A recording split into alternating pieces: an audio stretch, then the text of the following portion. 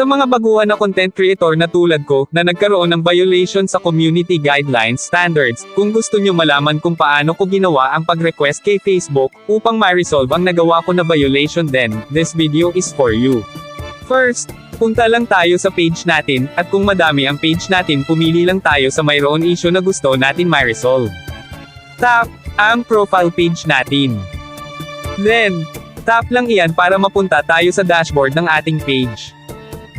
At makikita natin ang tatlong dots icon, tap natin yan. Then, tap page status. Now, makikita na natin ang ating naging violation, dito yan banda. At makikita natin na page growth is at risk. Tap lang natin iyan. Ngayon, mapupunta tayo sa page recommendation. Screenshot lang iyan, dahil magagamit ito sa pag-request natin to remove, sa nagawa natin na violation sa Facebook. Ganon din dito, screenshot natin ito. At this time, ay balik na tayo sa ating profile, upang mag-request kay Facebook na i-remove ang ating naging violation. Then, browse pataas, at etap, ang help and support. At tap lang ang report a problem. At mababasa natin iyan na sinasabi, go back to where you saw an issue, and shake your phone, to help us find and fix the issue faster. Shake your phone right when you see a problem.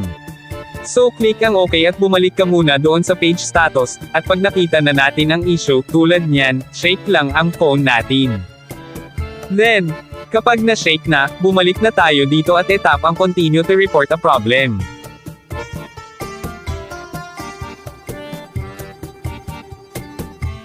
Then, tap include.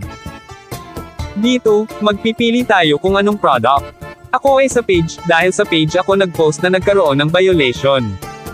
At dito na tayo mapupunta sa describe the issue, dyan na natin ita-type kung ano ang request natin kay Facebook.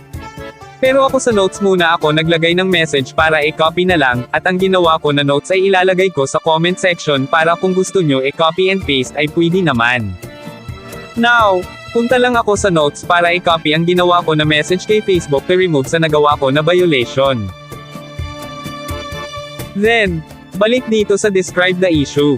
Para i-paste ang message ko kay Facebook, tap, upload from phone, para ma-send yung na-screen ko kanina.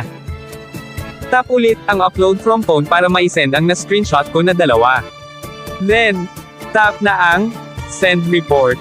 At mag-aantay na lang tayo sa reply ni Facebook.